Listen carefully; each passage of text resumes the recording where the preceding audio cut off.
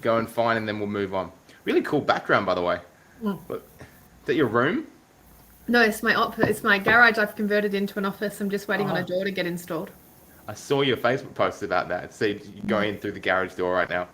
Yeah. It looks mad. So is that like a sort of like a healing, like a bed over there, like for clients, or what is it? Yeah, so I have two couches so I can see clients in person if they're based in Perth, and Mad. then because I'm a breathwork practitioner as well, so Mm, bit of breathwork, bit of coaching, sort of body, mind, soul. looks mad. It looks really, Yeah. really. Um, Rockstar, awesome. Okay, well, everything's recording fine on my end. Everything's recording fine on your end. Let's get into it, Leslie K. Oh, Let's do it. Welcome back to the Coaches to the Moon podcast, ladies and gentlemen. For those of you playing at home, this is my 100th episode of the show, and I could not be happier to have Leslie K on with me today. So Leslie, amongst other things, is an executive consultant. She's a life alchemist with an incredible journey going all the way from $60 million entrepreneur, emotionally bankrupt, to almost actually bankrupt and emotionally wealthy. She's running coaching businesses, changing lives around the world. Buckle up, guys. This is going to be fun, informative, and I dare say might have a few naughty words in this podcast today. So buckle up. Here we are. Leslie K, thank you for being on the show today. oh, it's my absolute pleasure. Thank you so much for having me. And there'll definitely be some naughty words. I don't wear masks, and swearing is definitely something that flows through me quite freely. It's part of your marketing and something that I battle with every time you give me a new program to put out there. How can we say this and not get kicked off of Facebook? It's a lot of fun. It is. But yeah, you said something on your website says like just giving a fuck you to the good girl, which Yes. is mad. It's something that Yeah. we all need to do every now and then, right? Yeah, I think I just don't like being told what to do, and nor should we. I think as long as we're being respectful and looking after ourselves first, like fuck you to anyone that wants to tell us what to do that's not in alignment with our highest timeline. It's a bit of an entrepreneurial trait, really, isn't it? Like the vast majority of people I speak to on this podcast didn't necessarily get along at school very well, or have found success in other careers, and then for some reason left that career. We'll dig into yours in just a Yeah. minute and what that was like for you. First, I wanted to thank you for jumping in today because I know it's school holidays. Yes. You're a single mum. Yes. We're busy parents. That we both know the challenges of running a business. I believe that having kids is a very understandable reason why a lot of people maybe would believe they can't start their own business. So, how's this journey been for you as a mum, and what can you tell us about the way you've overcome that chaos to keep your business moving? Yeah, so interestingly, when I started my first business, and I mean, I was still married at this point in time, but my son was only 6 months old when I quit my job and started in partnership in my first business. And I actually use him to motivate me. For me, it is what sort of impression and what sort of life do I want him to believe is possible. So back then, when I was married, my son went to daycare a lot of the time, and although I would change that slightly, I'm not afraid to lean on the resources, and I truly believe that it takes a village. Husbands, and if you're not married, in-laws, if you don't have in-laws, find good friends. Fast forward to now, I am divorced and I don't have close parents, so the only grandparents that help look after my son is my ex-husband's, but I lean on my friends. So at the moment, my son is with my friend at the park. I was like, look, I've got a podcast to do. I've just come back from 2 weeks overseas. I'm getting back into the swing of being a single mum and a working mum again, and I need some help. And it's those conversations that I'm not afraid to have. And I think a lot of people sort of assume the answer is going to be no before they ask, whereas I'm the type of person that's never afraid to ask. So I actually asked my friend to help me integrate from the lessons and the bigness of my expansion that I've gone through. I've appointed a team, I've ramped up my business in all of the ways, and my son's in school holidays. I just said to my friend who's looking for a place to stay at the moment, why don't you just stay with me for 8 weeks? You can help me integrate back into reality and go through this growth phase in my business, and you can stay with me for free. So it's really just looking at your life like one big jigsaw and going, I need help. Who in my field needs, like, what can I exchange? If it's not going to be money, like, what can I exchange? What can I give someone to make this exchange feel fair for all parties? That's awesome. I think I'd be honored if any of my friends asked me to look after their kid for a couple of days or something. It makes you feel like a trustworthy, valuable person. Yeah, it's like, oh, I got the tick of approval for the neighborhood watch, thanks. Yeah, I love that. I love that.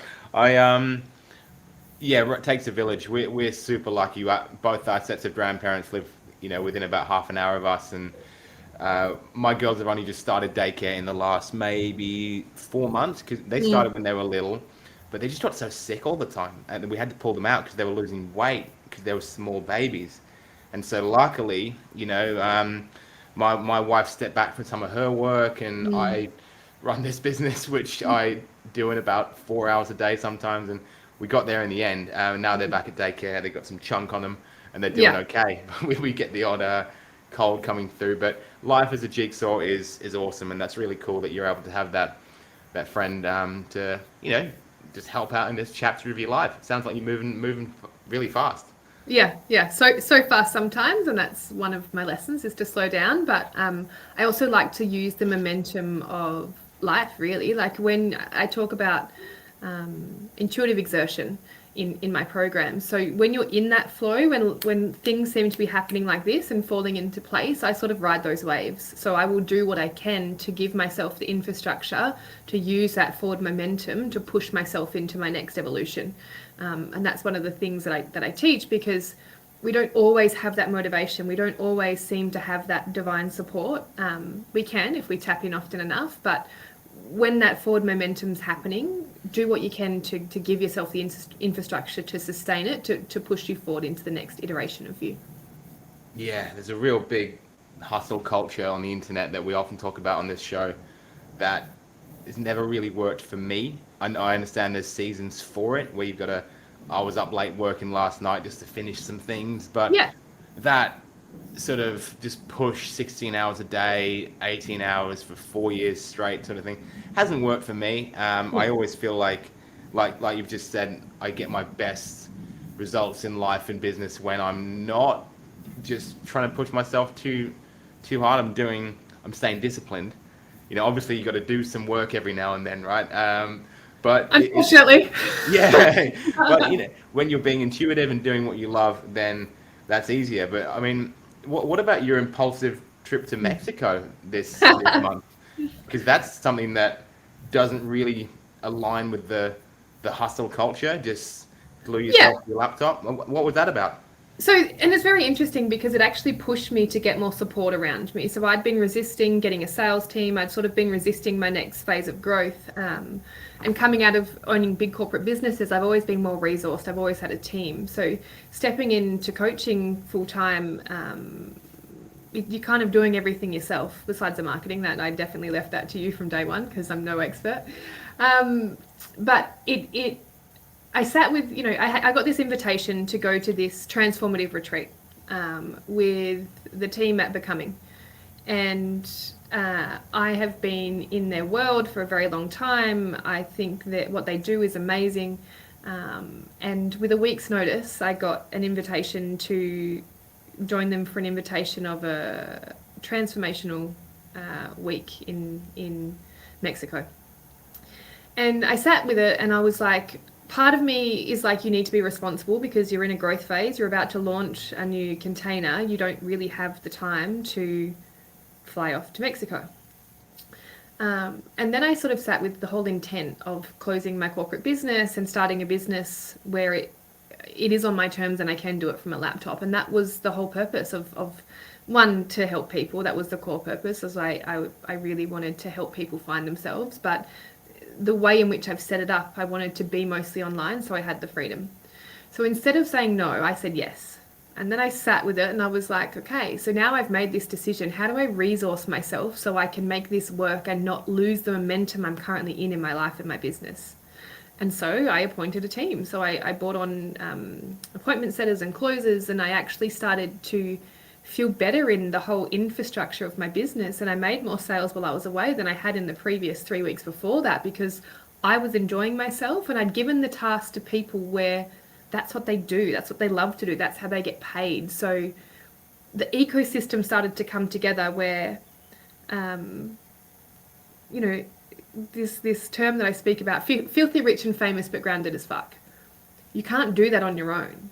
What I teach people is that we need to, remove any shackles of shame and guilt or lone wolf or this warrior archetype of doing everything by ourselves.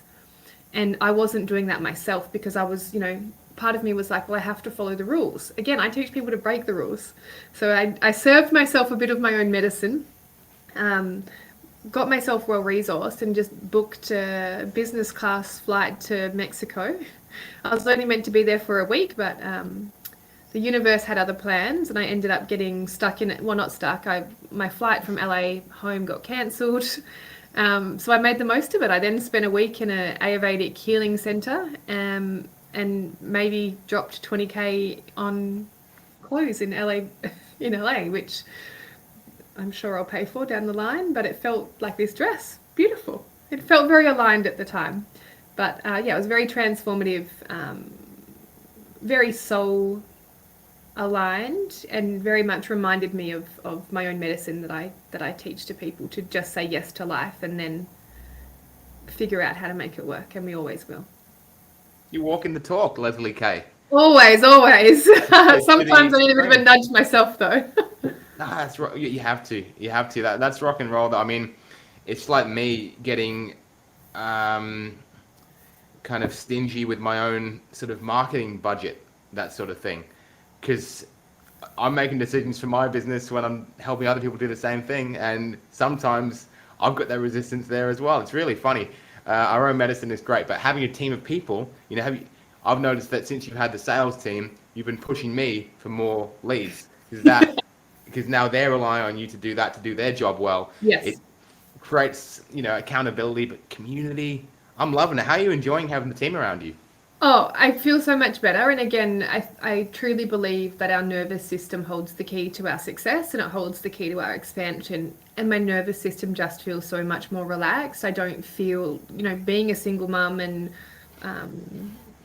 creating new businesses and new ways of being, I actually feel like I can breathe again. I feel like I can have the space to stay in my creative genius, to stay in my magic, to stay in the magic that flows through me to help people transform. And I don't have to wear 100 hats. I can be Leslie the coach and the medicine woman and the pillar of transformation for people to come home to themselves. And I can stay in that magic, and I don't have to do the things that don't fill up my cup.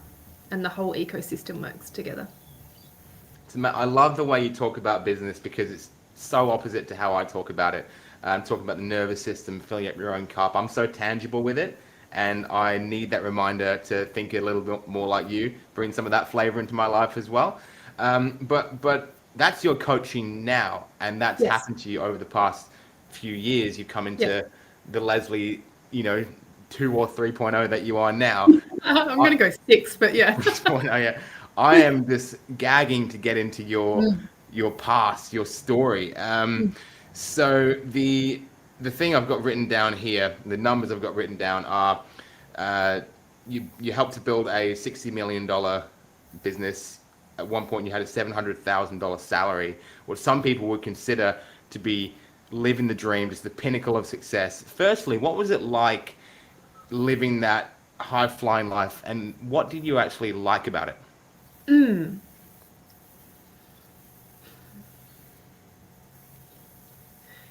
I really have to think, because I was a very different person back then. I consumed for the sake of consuming. And it was a way to avoid myself. So, because I'm so very self-aware and I've done a lot of work, to really take you back to the thoughts that I had and the patterns that I was in back then is quite difficult, because I've spent the last 6 years trying to reframe the way I look at the world. But if I try and reflect, I enjoyed the holidays. I enjoyed having money. I enjoyed not walking into restaurants and never looking at how much anything cost.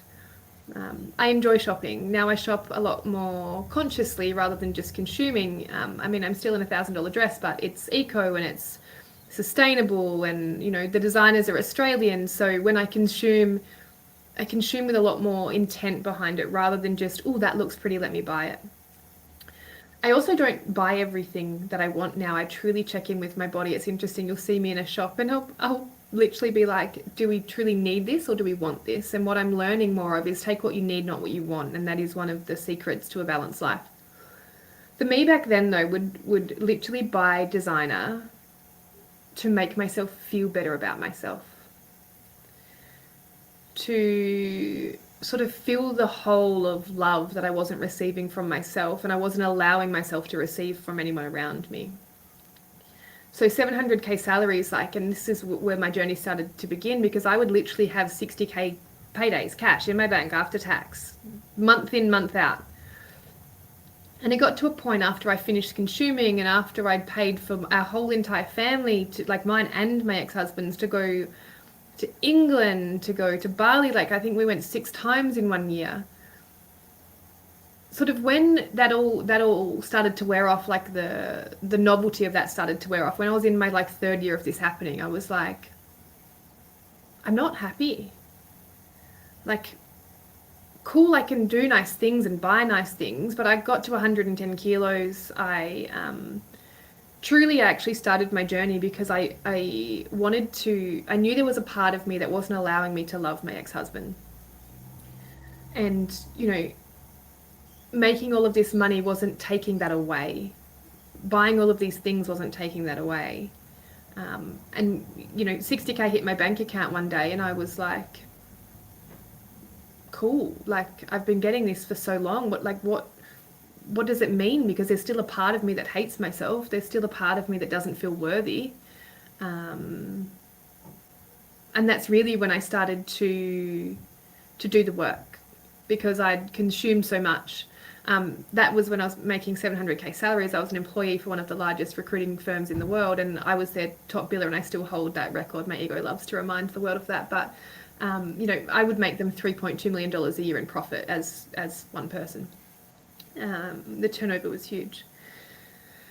Fast forward to having my son. So I've taken mat leave. I've come back. My son's 6 months old, and basically like I mentioned, I don't like getting told what to do. And they told me that if I took maternity leave for longer than I went back from maternity leave after 8 weeks. So I come back from maternity leave and, I'm like, what am I doing here? My clients left when I was on mat leave, and it was really obvious that I was the key to the success of that business. So I sort of sat with it and took my time and reached out to a couple of people and was like, I reckon I can take this business and start my own. I found a company that I became partnership with, and there's a story behind that, as there is with everything. But in the 18 months that I was there, I managed to go from 0 to 60 million in turnover in that 18 months time, because I took all of my clients from the previous business. I ended up leaving purely because I was manifesting into my life men that were here to fuck me over. Upon reflection, it was definitely my wounding, my masculine wounding, where I never felt like my dad loved me or chose me, because he was never around when I was a child. And I guess a lot of bad things happened, a lot of what people would class as big T trauma.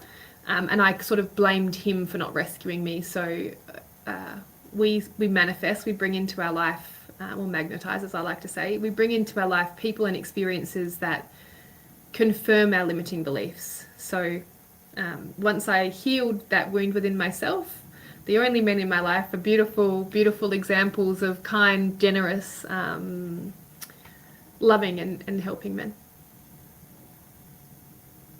Wow. Okay. So thank you for sharing and the vulnerability. I've got a few questions. Yeah. The first thing you mentioned was that you were at the peak of this business, your career as an employee. All this money coming in every month, and suddenly just felt unhappy. Then you said, I started to do the work. What sort of work Yes. did you start to do? Um, so one of the very first things I did was breath work. I'm a breathwork practitioner now because I've sort of learned and then embodied everything that helped me. But the first thing that sort of like cracked me, I guess, like because I was locked down emotionally.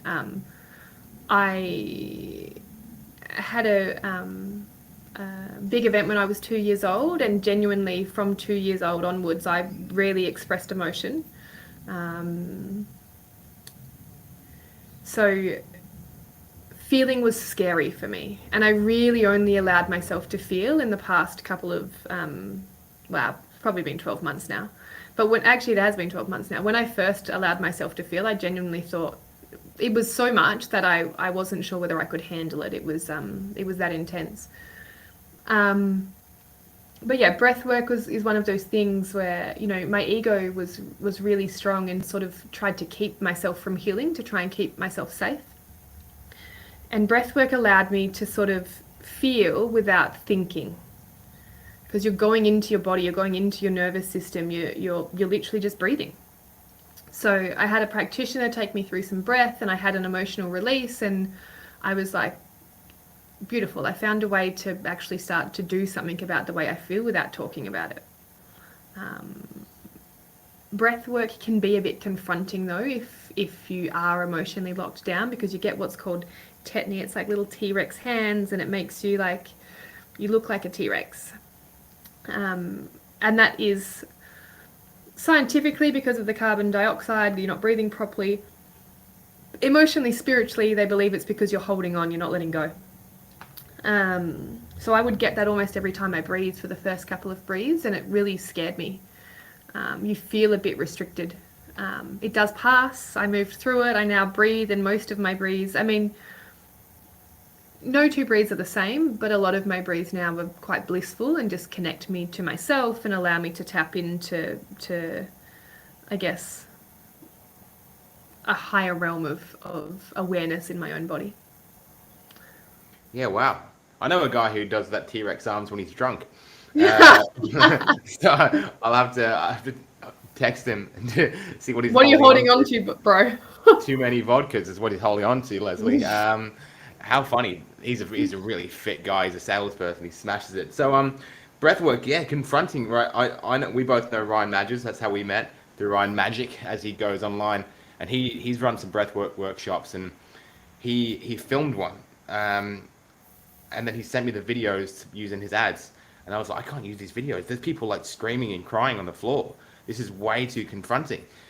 It's insane that you can get that much power from just breathing. Like, as a practitioner, can you give us a little bit of insight into how you go from sort of just deep breaths, meditative Wim Hof style, to where it starts to release these crazy emotions from your body? Not everyone's going to have the same experience because not everyone's ready to feel. Um, Basically, you're bypassing your ego. You're getting into your nervous system. And you're coming out of the conscious into the subconscious, and you're getting into the body. So there's a beautiful book called The Body Keeps the Score. Basically, any traumatic event, any emotional event, or any high emotional event, rather than the T word, any high emotional event, our body tenses. Our body, if you think about it, you know, someone's going to punch you and you tense up, or you're about to have a car crash and you tense up. So that's your body actually storing that emotion that you're feeling, at that fear, sadness, grief. It's storing the emotion that's present. So what breath work does is it allows us to get into our parasympathetic nervous system through our breath. It sort of bypasses the consciousness and gets into our body and into our subconscious, and allows the body to release and to express through crying, through, some people shake, some people get spasms. You can go really deep, and you can, you know, sometimes it looks and feels like an exorcism. I've definitely been in breaths where I've like coughed up phlegm. Phlegm is grief though. Any mucus is grief that we're storing in the body. Yeah, so it really just allows us to bypass the thinking mind that might try stop us from healing, and allow the body to do what it's naturally meant to do. There's a beautiful video that a lot of breathwork practitioners show in their training where there's a gazelle and it's running through the African safari, and a tiger comes and it bites it, but it doesn't kill it, and it sort of drags it down the road, and this thing goes stiff. And this is what we do, we go stiff. But as soon as the tiger lets it, tiger, lion, I don't know what I just said, but as soon as the lion lets it go, it stands up and it shakes off. And that's the nervous system expelling that trauma. It's getting rid of it. So animals do this really well. Dogs, when they get a shock, will tend to shake. We don't as humans. We don't release our trauma. We literally hold on to it. So breath work allows us to get into our nervous system and sort of regulate it a bit more. And the way we regulate is by releasing the stored trauma that's there in the first place. We're creating more space in our body to be able to hold and to feel and to live life. I'm so interested in how emotions and feelings and stuff hidden deep inside your brain can manifest physically when you kind of ask them to, right? You do NLP, yeah? Yeah. I was going to say, it's interesting because as a part of NLP, there's a theory, and I've seen it work. So if you believe it to be true, it is. I know enough about that in life. Where sometimes chronic pain, so you might have a shoulder and it's hurting, and you haven't done any damage to it, but it just hurts all the time.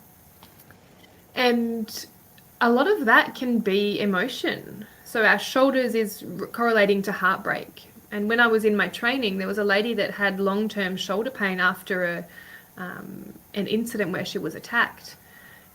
And when we went through this process and she spoke into the grief and the anger and the rage and the heartbreak that she felt during this process, the pain in her shoulder left. And truly our body is like a roadmap to our emotions. And when we start to build a relationship with our body and a relationship with ourselves, it literally tells us the places that we need to show the most love. So lower back pain means we don't feel supported. Stubbing your toe constantly could mean that you're either moving too fast or not paying attention. So our ecosystem of our body, mind, and spirit sort of works together to help guide us to the best possible outcome in our lives. Often we're just not listening. Makes a lot of sense. And yeah, it's the kind of stuff that if you heard someone on TikTok say that sort of thing, you'd be like, oh, that's bollocks. But when you're able to break it down like that, it makes so much more sense, right? And I mention it on this podcast all the time. I'm such a personal development resistor, right? I've done it, and when I was in that time of my life, I had zero money. I was always stressed, and now I don't do any of it. I feel great again. But I think that I talk to people like yourself, and it helps me to stay grounded in that. But there's a story I love that happened to me. Was I did the NLP courses, and on like day 10 of these big NLP masters courses, you do a breakthrough on someone else. And the breakthrough, for anyone listening, is like a 6 to 8 hour question session where you just dig really deep for the first half into moving down people's blocks. It feels like what you do in breath work, and then you bring them back out of it. And this girl who I was doing my breakthrough on, she had a whole bunch of horrible childhood stuff that happened to her, like abuse from her grandfather and stuff like that. And it was really crazy because the more she talked about it, firstly, she wouldn't answer any questions, and she just was like shrinking into her chair, like sitting with her, like hugging her legs and stuff. And she started to look like pale, and her hair looked greasy, and she just looked like a kind of version of herself on meth. And then by the end of it, she looked like she'd just come back from Fiji, and she was like tanned, and her hair was clean and glowing, and she was open, and it was bonkers to me. I remember that more than anything else from that course that happened to me, was the way that she physically changed before my eyes from how she was feeling and releasing, I guess, like hidden truths in her subconscious. Super cool. You must see this stuff happen all the time. All the time. People will come into a session and look like hunched or like closed off, and they come out and they're glowing and they're open and they're ready for life. That is one of the biggest confirmations to know that what we do as coaches is life-changing. is that you can literally see the afterglow, the effects of healing in real time. It's beautiful. I bet. Yeah, yeah. It's something I really did enjoy about when I was doing health and fitness coaching, was like having a little breakthrough with someone. But Yeah. you're coaching now.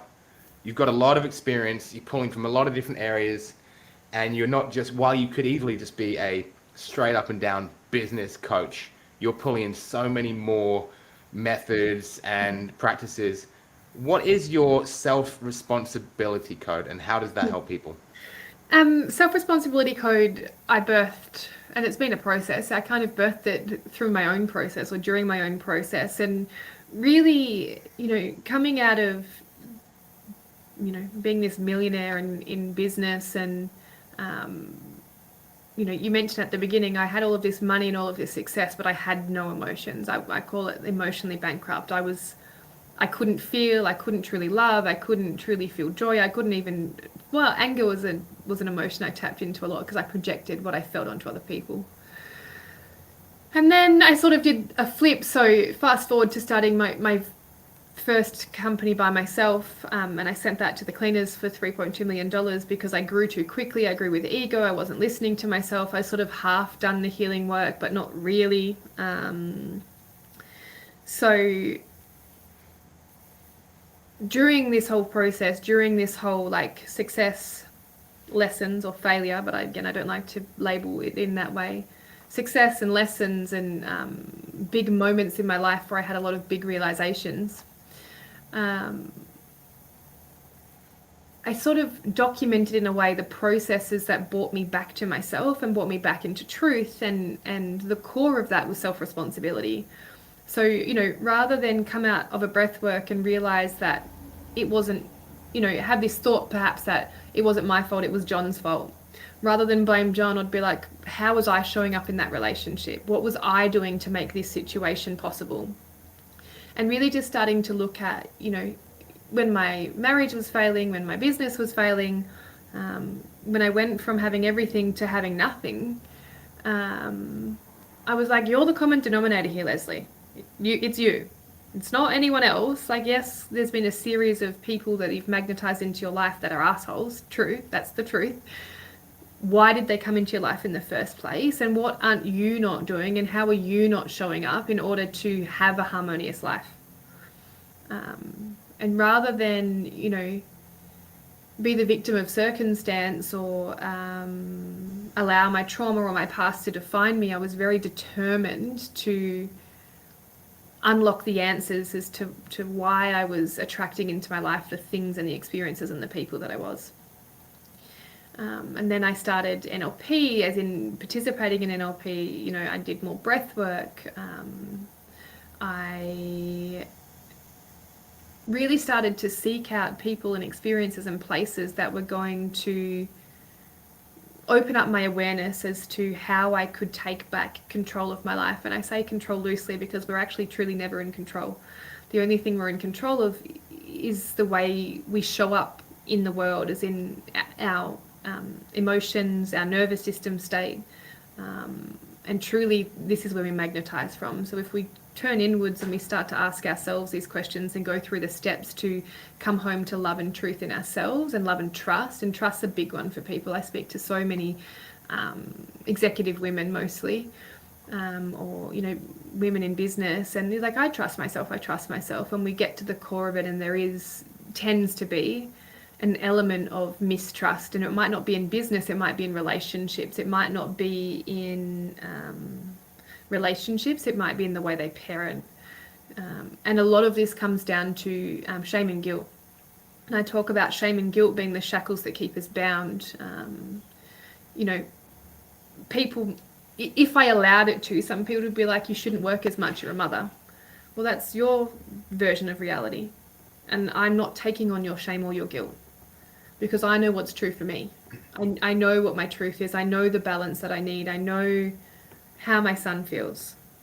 I ask him how he feels. I'm in relationship with him constantly because I want to understand how me living my life impacts him, and I also want to empower him to live his own life. For me, my truth is I don't want him to ever feel like he needs me. He does. He needs to feel secure, and I'm very aware of attachment styles. I've researched it myself. One of the things I had to explore was my attachment style. So I know real life what children need to feel securely attached, and abandonment was my core wound. So I'll never allow him to feel abandoned. But I find my own balance with things, and that's one of the keys is what's your balance? What's your truth? Don't allow someone else's views or perspective or limiting beliefs or judgments to shape the way you want to live. Like truly just sit with yourself and be like, does this feel true? Does this feel aligned? And if the answer is yes, then you can work out ways to make it work for you. Like I just spent 2 weeks away from my son, but I have him for this entire week because my ex-husband and I have a beautiful relationship where we have that flexibility. So it's almost like when we start to believe it's possible, it is. Because my ex-husband and I didn't have this relationship even 6 months ago because I still held this view that he wouldn't let me live my life. I still held on to the pain of the ways that he didn't show up in our marriage. And once I integrated that shadow, once I actually met him where he's at and stopped expecting him to be someone he's not, he softened. And he actually became a great co-parent. And our relationship has blossomed within that as well. I'm very glad to hear it. That's great. That's great because it does sound like there's been a rocky few years there, and to come out of it with that level of self-responsibility, but not just beating yourself up about it. That's a difficult balance, right? It's taking. I know that you like Grant Cardone, or you at least used to listen to a lot of Grant Cardone. Yeah. He's the guy who kind of inspired you to quit your job. Yeah. But yeah, we do our research here. Yes. He talks about just everything's your fault. You know, that kind of just, what's the word? Not responsibility, accountability. Yeah. You know, hardcore accountability that everything's your fault. Now, going down that route, self-responsibility is super necessary, but can also, I imagine, force people to really treat themselves very harshly. So it's a big question, but how do you help powerful, quote, successful women to take accountability and responsibility for the things that are going wrong in their life without them beating themselves up about it? Because we don't add to the shame and the guilt, and I say this throughout all of my coaching. We don't self-sacrifice for love, we don't self-sacrifice for money, we don't self-sacrifice for success. Self-sacrificing looks like blaming and shaming yourself. That is a form of self-sacrifice. It's like, I want to be the martyr. I'm going to put myself on the cross and everything's my fault and I take responsibility and I'm the victim. But we're just adding to the shame and the guilt. And there's enough of that in society. There's enough of that in our worlds. That is actually one of the ways in which we're controlled in life by society. They shame and they guilt us into making decisions that aren't true to ourselves. So when I'm working with someone, I open up a dialogue about the mean girl. So, this little voice inside our head that tells us we're not worthy, that tells us we're a piece of shit, that tells us that we deserved everything that happened to us. We open up a dialogue with that version of ourselves. Rather than try and positive affirmation our way, or, I give people positive affirmations after I've done a session as a way to reinforce the transformation that we've created.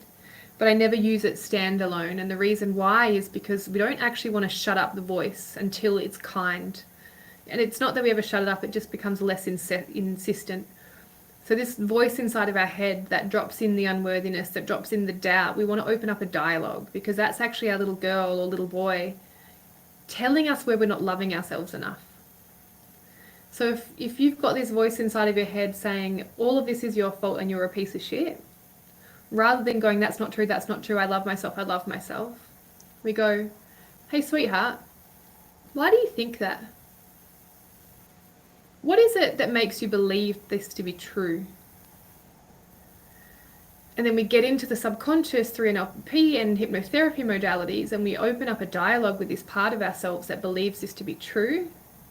And we get to like a child, because we are dealing with our tenderest, most youngest parts of ourselves. They're all still within us.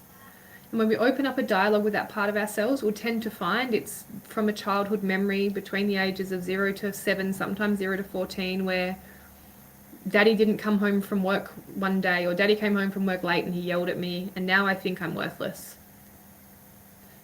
So we just become a lot tender. Like literally we start to talk to ourselves like we would a child. Like when my 5-year-old is tantruming, I don't yell at him. I get down on his level, I sit on the floor, and I will either try and enter a dialogue, and if he's not ready, I'll just sit there and I'll be like, buddy, I'm here when you're ready to talk.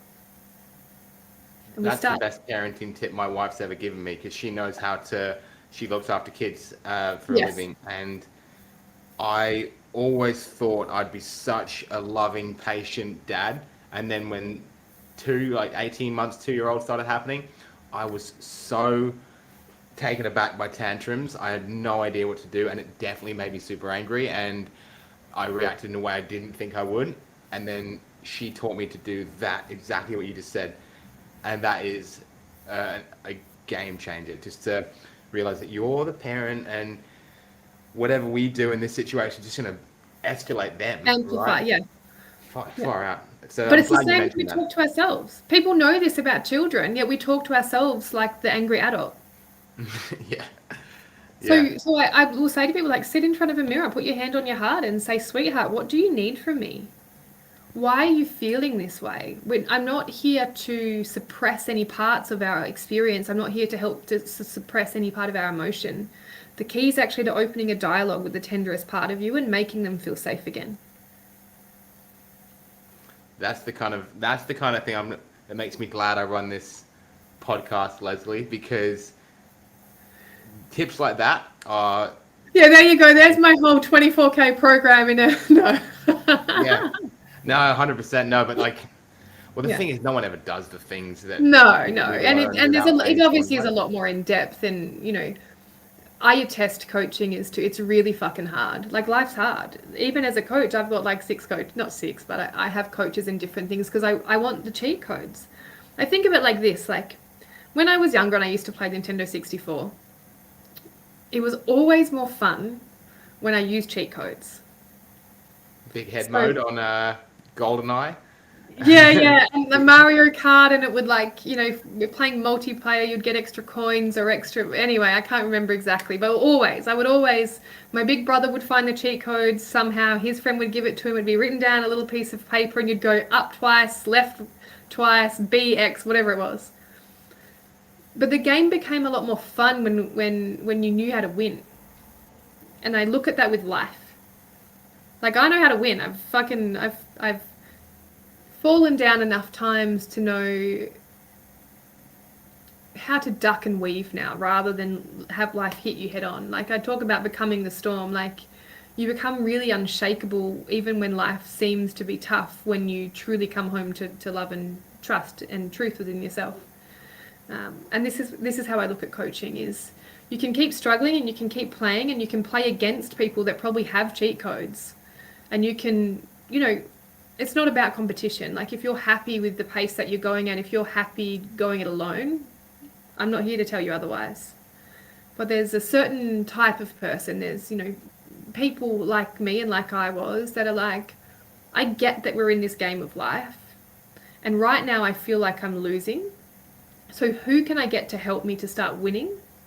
Or I'm winning, but I feel there's more. I talk about, we can truly have everything we want in life. We get to have it all. We just need to make the decision that we want it first. And that's where a lot of people fall down. A lot of people say they want it all, but they're not choosing themselves. They're not choosing the version of them that's going to bring them to everything they want. So for me, coaching is cheat codes. I've got cheat codes.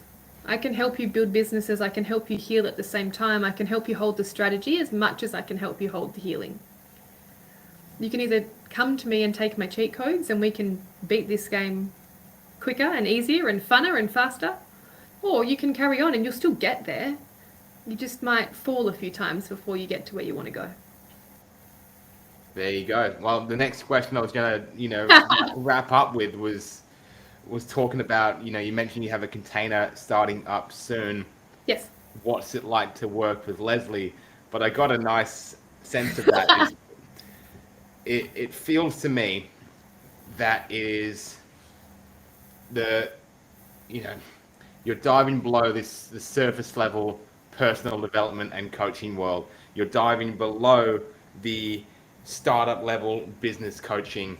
It is a mentorship from someone who has a truly unique experience, not just because everything's gone well for you. No. And become the storm is a really, really cool mantra to have. I'm going to have to start using that one. Yeah, and I think it's, I actually am so grateful for the times that were the toughest because it gives me so much insight. It made me go learn NLP. It made me seek out things that were going to help me to get back to this place. Not even back because I never truly, until I started doing the work like breath work and NLP and somatic therapy and, I play in the realms of plant medicines. I call it weaving worlds. I sort of hold this pillar of I play really well in the matrix. I've got cheat codes to make the matrix work for me. But I'm also really quite spiritual, and I call it grounded spirituality. And again, why I say filthy rich and famous but grounded as fuck is because I will have a private jet one day purely because I love myself enough to want to be able to live in Australia because this is where my home is, my family is, my son is. But if I want to go to Burning Man, I want to literally be able to get on a plane, take one flight and not have to deal with customs and airports and all of the BS that ensues with that. And I'm also grounded in my spirituality where I believe in the possibility of different realities and that time's not linear and that we're truly magicians in our own reality. And, I talk about magnetizing because if we do the 3D stuff, the systems, the processes, the healing work, then our reality can change. And I will use any allies I can along that path. And if that includes, breathwork as medicine, NLP as medicine, plant medicines as medicine, cacao's plant medicine too, guys. Then I sort of will call upon any allies I can to help create change in not only my life, but the life of the people that I serve. Wow, Zeroni, Leslie. I'm going to have you back on the show so we can talk about this stuff forever because I'm fascinated. I'm truly fascinated diving in because we usually just have kind of straight up and down what's happening in business this week kind of chats, right? But this has been really, really interesting diving into more. And I've got to wrap it up because I've got another call in about 10 minutes time. But far out. I understand. I get it. Busy man. We are going to be posting all the links that you need to learn about working with Leslie and following Leslie and Leslie's Magnetized Masterclass, which I think is sensational. We'll post them on the video clips and the emails from this podcast, so please stay tuned for them. But Leslie Kay, what an absolute pleasure having you on today. It's great to catch up. It's been too long. And I'm so happy to see you this happy. Oh, thank you. I appreciate it. And I'm sure I'll chat to you very soon. Yeah, I will in about 12 minutes. You're a rock star. You have an amazing, amazing day. Anyone who's listening to this podcast, whether it's live or on the recording, we're 100 episodes in, and that's because people keep listening and giving us great feedback. So thank you so much for that. I love you all to bits. This has been Leslie Kay on Coaches to the Moon. Until next week, thanks for listening. Much love and peace out.